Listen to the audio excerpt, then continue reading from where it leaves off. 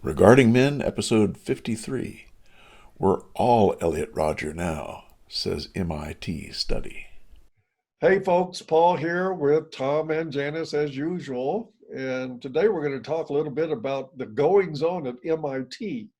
Now, do we mean some great breakthrough in technology that we've been waiting for? Is this some new discussion of robotics that we're reaching heights in artificial intelligence that we never expected before? No, none of the above. We are going to talk about something really fundamentally stupid. And an MIT study or something proclaiming to be an MIT study on the Manosphere and the inhabitants therein. And what I can tell you in a nutshell before we dive into this discussion is, of course, the entire study hinges on the presupposition of everybody in the Manosphere hates women and that we are potentially a threat to women. That's sort of, if this study has a purpose, it is to paint a threat narrative Yes. about people who speak to men's issues or about men who choose to reshape their lives in an awareness of what men's issues are and the pitfalls that come in men's lives. So all of us are threats, including Janice. Janice is not exempt. She's part of the threat narrative.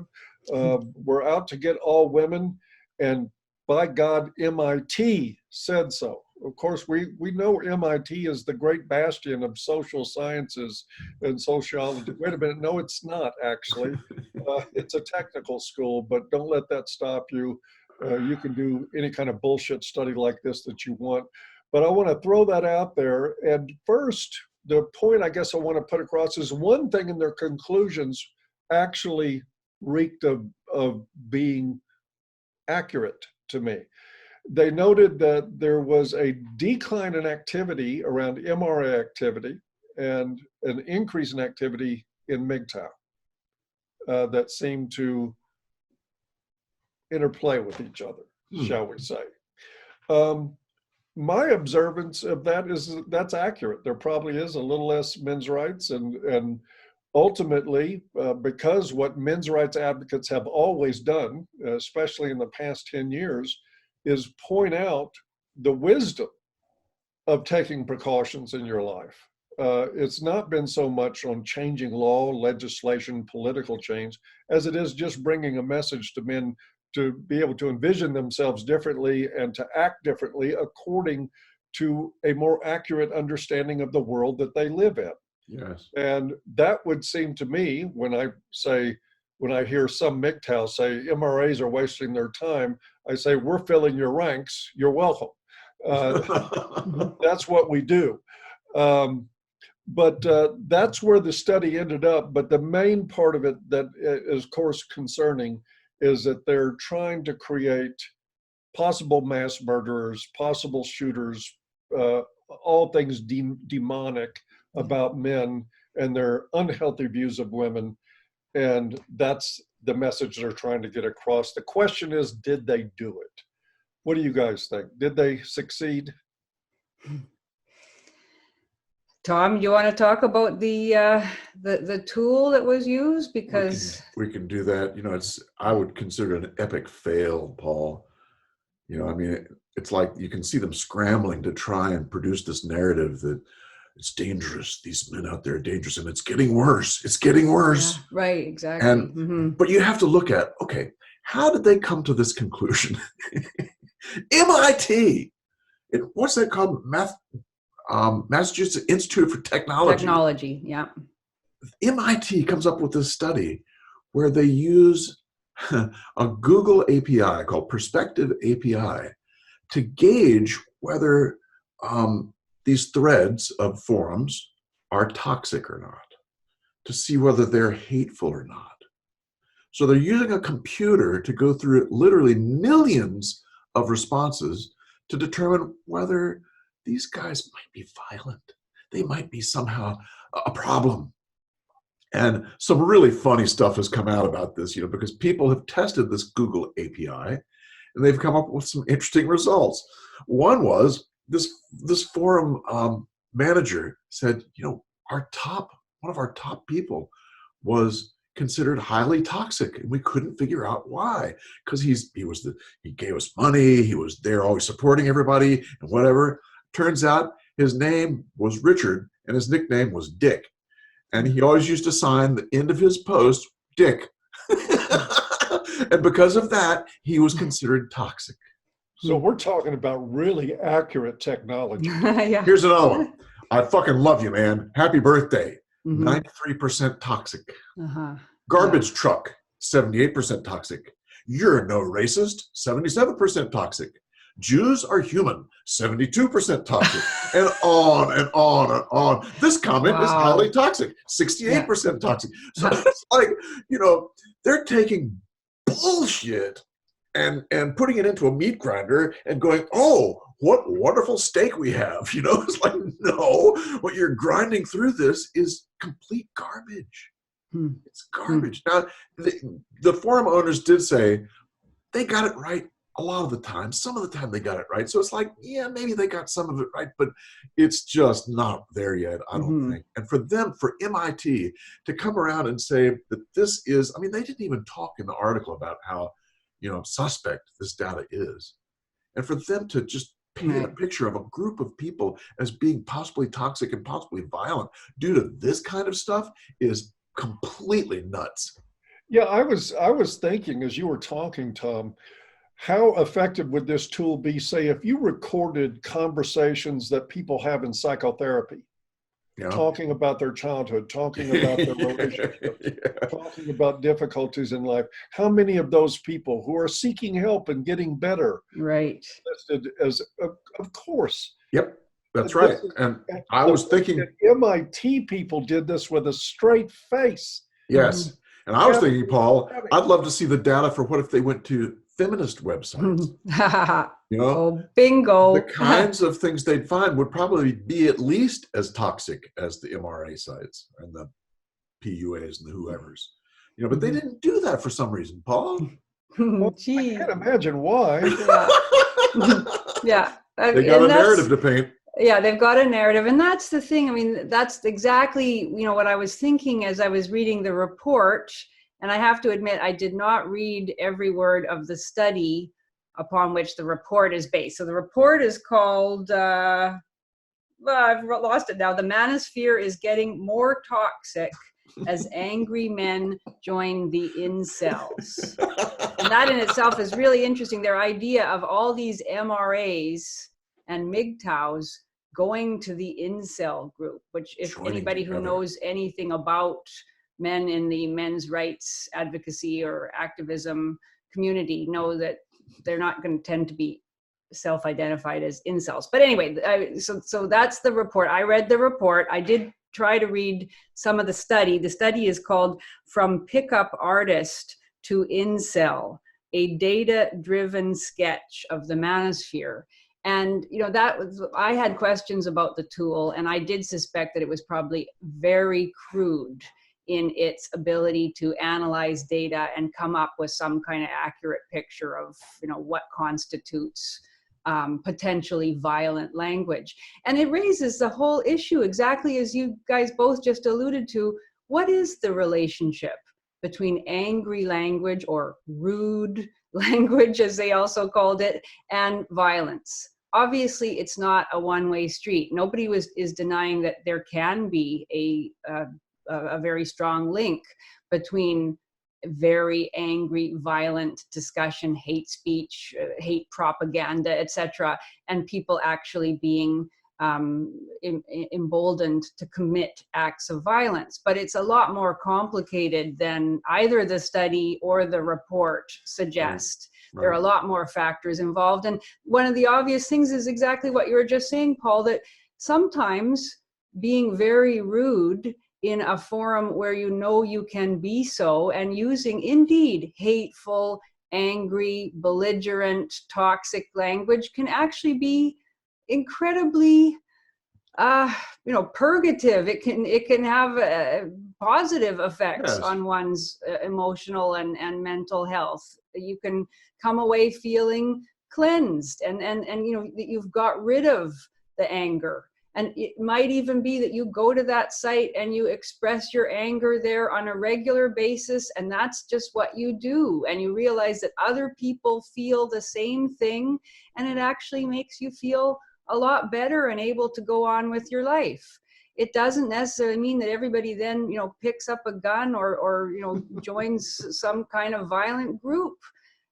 So it's just ridiculous. And we all know the case of the mass murderer, about whom everybody said, oh, that person was so quiet and well-mannered and, never said a bad thing about anybody, because that was somebody who couldn't express in any manner their sense of grievance or their sense of alienation or, the terrible things that happened to them or whatever. So, so this notion that simply because people have grievances, that necessarily means that they are going to be violent, is in itself a huge question mark for me. And really, I mean, what I found about this report and the study on which it's based is that, it's so irresponsible, the lumping together of all these various people with their various, often very legitimate concerns, often quite responsibly expressed, all under the heading of misogyny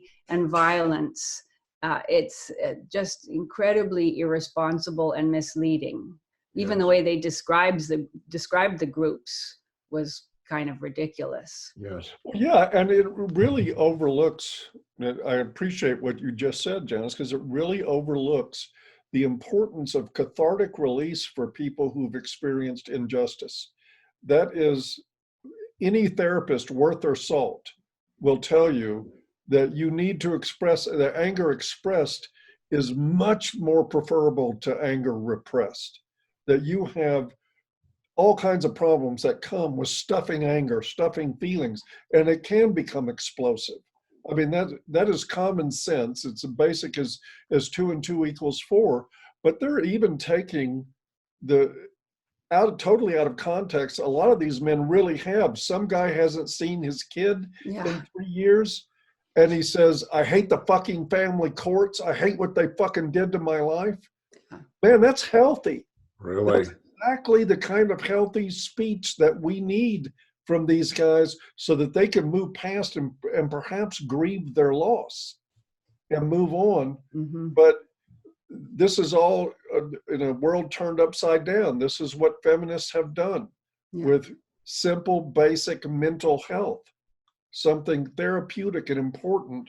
They turn it into a threat narrative so they can shut it down more. I think in some sick way that the ultimate objective here is to create the monsters that they claim to be so fearful of. Well, I mean, if that is the objective, this is exactly how one would go about doing it. Yes. You would take people expressing legitimate grievances. You would never acknowledge that there is any legitimacy to it. And you would tell those people that they have no right to say what they're saying. They have no right to feel what they're feeling. What they're feeling actually means that they are the worst of the worst. They are people who deserve to be locked up forever. They're a danger to society. And, that their feelings are entirely without basis. And they're going to be demonized even further. They're going to be pursued and hounded. They're going to be on watch lists. They're going to be studied by, terrorism departments. And that's really helpful, isn't it? Yes. And if you want to create violence, one easy way to do it is to tell men that their status will go up if they can attack this sort of group. And we'll link you below. That plays into the male hierarchy, where men are seeking status. And this kind of article, this kind of study is actually doing that. It's actually saying to men, you're gonna get more status if you attack this sort of problem. So you mean it's emboldening men to attack other men? Yeah, it's enticing them because it's saying you're going to get more status, and men are looking for status. I mean, naturally we are seeking status, and that's one way to do it. That's what they're doing. I did a talk 10 years ago called "How to Build a Male Bomb," MALE.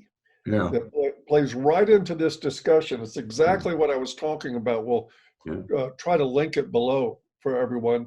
But this is stuff has been on the map. What they're doing has been happening to greater degrees of efficiency, because we see academia really narrowing their targets down and Right. really getting selective about who they're going after. And they're even going after MGTOW, which is kind of incredible to me, because the most dangerous things that MGTOW say is, I'm not paying any attention to women. Yeah. I don't need them. Yeah. I'll just go my way. And that's a threat. Exactly, Paul. Their agenda is that as a man, you must be in our crosshairs. You must be ready as a target anytime we want to target you. And if you do something like, say, I'm living by Mike Pence rules, I'm never going to be alone with women. I live by that rule. I'm alone with my girlfriend, and that is it. I don't get alone with any other women ever. Yeah. But for any circumstance, that would seem to me to relieve the threat. Sure, of course it I does. think so. Yeah, There- should be that's celebrated and applauded. And yeah, exactly. I mean, that's the thing that irritated me so much about the report, which quotes directly from the study, is that every characterization of these various groups that are actually very distinct and supposedly all, linked by their misogyny, every single characterization is inaccurate. It says here that men's rights activists claim that family law and social institutions discriminate against men. Oh, please, claim that they do. What an outrageous claim. Oh, isn't that funny? Wonder what gave them that idea. Then it goes on, men going their own way, MGTOW, take this feeling of grievance further, arguing that society can't be amended. They often avoid women, blaming them for their problems. Well, as you say, Paul, if they're avoiding women, okay, so how do they therefore present any kind of threat? And that tag on, the authors had to add this tag on, blaming them for their problems. Anybody who knows anything about MGTOW knows that that is absolutely not true. MGTOW look at the system and say, look, we're not blaming individual women. This is about a system that makes it far too risky for a man to engage. It just makes it far too risky. And there may be many wonderful women, but the fact that there are a few exploitive women, or more than a few, but not necessarily a majority, who exploit the system that is stacked against men, means that men can lose everything. That has nothing to do with blaming individual women. These are men I'm preaching to you guys and probably to everybody else in our audience, you already know this, but it just bugs me so much how these groups with their very sophisticated and interesting and legitimate analyses are so radically misrepresented here. Because, MGTOW is about men creating lives that are not centered around women, finding ways to value themselves, finding ways to build their identities that are not dependent on the approval of women. It's a healthy thing. It's a decent philosophy. It's very interesting and radical. It has nothing to do with misogyny per se, and yet, it's just completely mischaracterized here. And it's horrible to think that this is the kind of article that somebody who knows nothing about MGTOW or men's rights advocates is going to read and say, I see, they're all blaming women. They're all horrible. They all need to be on some kind of watch list. Maybe they should be put on a no-fly list. Who knows? I mean, it's so incredibly unfair. And if you look at the article, I think you're referring to the one, the Manosphere is getting more toxic as angry men join the incels. Look at the first paragraph. Who do they talk about in the very first paragraph? Elliot Rodger. It's like, they're trying to connect this violence with all of these groups. It's crazy. It's crazy. And what kind of threat? I mean, this nonsense that it says in the very first paragraph that their toxic misogyny fuels a hatred for women. Isn't that kind of a tautology? Anyway, that has led to several recent incidents of mass violence, several. So several makes a mass terrorism threat. And who are these several? They mention Elliot Rodger. I know that there was one other man, Chris Harper Mercer in Oregon, who I think identified himself with Elliot Rodger, if I'm remembering correctly. In Canada, we had a young fellow named Alec Manassian. I can't think of any others. There may be a number, but this is a tiny, tiny number of men who identified themselves as incels and said that was their sort of galvanizing philosophy or whatever. And it's never mentioned also, these men did not just hate women. Elliot Rodger said that he loved women, but they also killed men. I mean, they developed, these were deeply disturbed young men who developed a deep hatred for the entire world and a deep hatred for themselves. Obviously, Rodger killed himself in his rampage. Manassian tried to mimic holding a handgun so that as if he hoped that the police would kill him after his rampage in his van a couple of years ago in Toronto. To isolate this even as misogyny is completely misleading. So, I mean, it's wrong from the beginning to the end in its mischaracterizations, in its very crude and reductive equivalency between angry or rude speech and violence.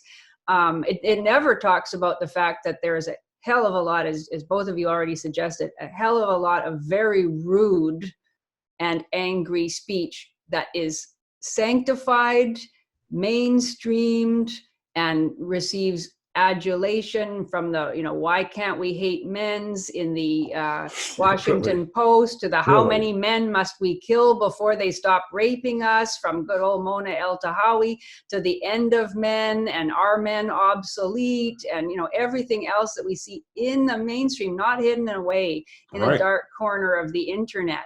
Talk about advocating and affirming hatred and violence against men.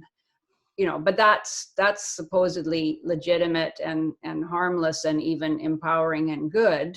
But if a man, says, I hate the fucking family courts, that gets a toxicity score of 97%. And, he should be investigated by Homeland Security as a domestic terrorist threat. It's just ridiculous. And the total lack of empathy for the legitimate grievances that are being articulated in these forums, and the total lack of any kind of, alternative perspective or any interest in addressing these problems. If this were almost any other group, I would say, except maybe white nationalists would probably be treated in a similar manner. But if this were nearly any other identifiable group that were forming these subreddit groups and having discussions about their anger and sense of alienation and despair, somebody would be brought in to say, how can this be addressed? How can the suffering of these people be in some way dealt with or responded to? What can we do to bring them into the center of society rather than push them further to the margins? Nothing like that, never. And that's always the way, because of course the grievances that are being articulated can never be legitimized in any way. And why is it that happens like that? What's the reason for that? I think part of it is that, first of all, there is the core belief that dissent from feminist ideology is the same thing exactly, synonymous with hatred of women. Yeah. That if you don't agree with the ideology, you must hate women. But here's the rub for me. I tell you what, and this is something I'm sure somebody can take out of context if they want to.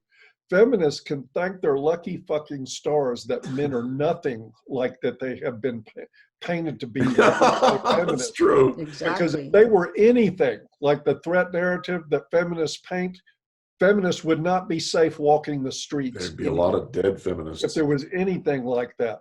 It's true. Because men are restrained and they have emotional control, and because they have some mastery to know when they can vent and let out and not need to act out violently.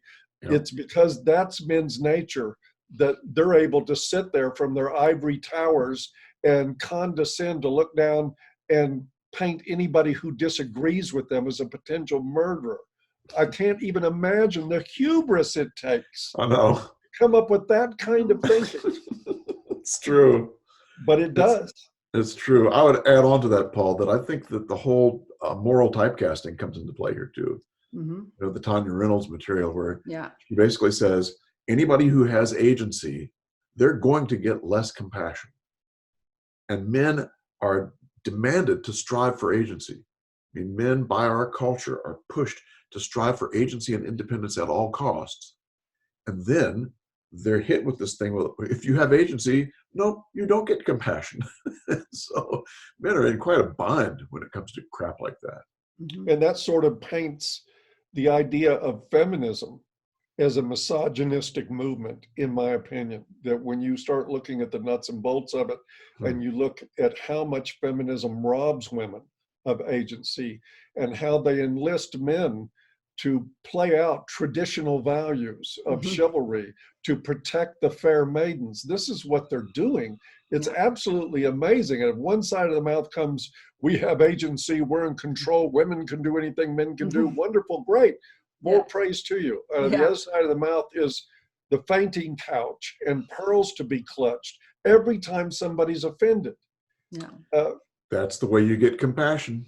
And that is without, if women assume the agency that feminism claims on behalf of women, they wouldn't get a buck from anybody. Reynolds said something really interesting. I haven't seen this in print, but she said it in the talk that I saw. She said that people who are very muscular, people who have, muscle-bound types, get very little compassion because of that. Isn't that interesting? It made me wonder about female bodybuilders, whether they would probably get less compassion and support than others. So there's all sorts of things we don't know that are going on here kind of beneath the sheets. It makes sense, doesn't it, that if we perceive people are powerful, that we assume that they have the power to correct their own problems. Yes. But of course, men don't have the power that they're perceived. Anybody that's ever walked inside a family court on the wrong end of that system will tell you just how powerful men are. Yeah, no kidding. Yeah. Yeah, exactly. Any man on the end of a Me Too accusation knows just how powerful men are to defend themselves against the rumor mill and the accusations that come his way. Yeah. Yes. And it's fascinating that we don't see women issuing a Me Too accusation as powerful.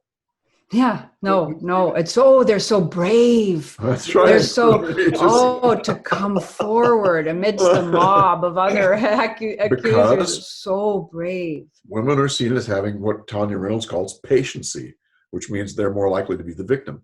Therefore, when they do something, it's a call to action. Yeah. Oh, they're so brave. They're so wonderful. Yeah. Belford Bax wrote over 100 years ago about the God bless him. Phony courage of going with the mob. Yeah. Wow. Which is, and he was describing the same thing we're dealing with right now, over 100 years later. It's a great way to put it, the phony courage of Yeah. going with the mob. That's that kind of sums it up. And that's what I see every time I see particularly male feminists or white knights out there with the chest puffed out. Yes. How dare you unhand that fair maiden? That's true. Dude, sorry. Oh, boy. But 1952 called and they want their attitude back. And interestingly enough, there's now this movement to also demonize what they call trad wives. I just heard about this phenomenon, which I guess is trending in Great Britain. And all of a sudden, there's a number of studies and articles about trad wives. And of course, as the title suggests, these are women who want to live traditional lives. They want to stay at home, be moms, bake cookies, look after their kids, do all that kind of thing. They are now being seen as, there's an article in I think the London Times, if I'm remembering correctly, that compares them to ISIS brides. And talks about how they have been, quote, radicalized. So that's really interesting that tradition is now seen as radical. And so they themselves are now being given very little empathy or sympathy and are seen as a threat as well, because it seems they love men and want to live lives in which they, to some extent, devote themselves to their husbands and families. And, I know there's a lot of our... What's that? God forbid. God forbid. Yeah, I mean, I know there's a lot of guys in our audience who aren't interested in traditionalism, seeing it as a trap for men too. But and I'll see trad wives in a negative light too, because for some of these guys, the attitude is it's only a matter of time. She's going to take him to the cleaners. Right. So they're getting it from both sides. And they're right in a way. Yeah, I mean, she could, of course, and some men cynically will say, well, she just wants to leech off a man's work while she sits at home and has a nice time. But anyway, I mean, that's a whole other discussion, of course. But I think it's interesting that these women who actually do want to inhabit a fairly traditional kind of space of nurturing and caring and looking after the home and presumably celebrating their husbands and supporting them and loving them and all of those things, at least in that's the mythology, that's their ideal, that they are now being given almost no sympathy whatsoever and are also being demonized because they're a threat to the feminist narrative. So they're all anything that to destroy the family.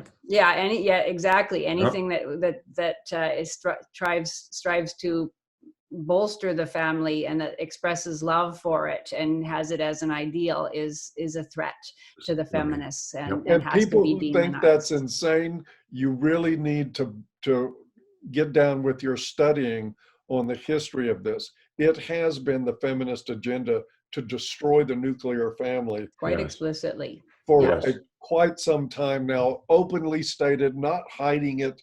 It's there. Right. They see it as an institution of slavery for women, and the only way to overcome that slavery is to destroy the family. Yep.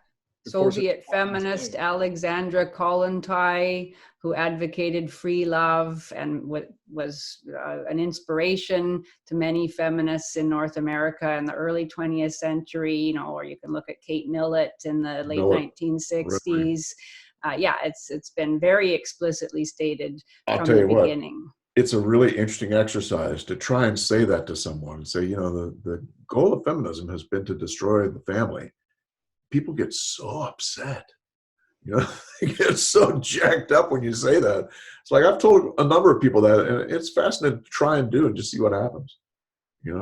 That's bullshit. That's crazy. Feminism is about equality. Just read their words. Exactly. And if you really want to know the agenda here, in my opinion, and I'll put on my foil hat for a moment, is that if you want to control a society, disempower men, and remove any stake they have in the family, and give women a false sense of empowerment, as long as they're dependent on the state.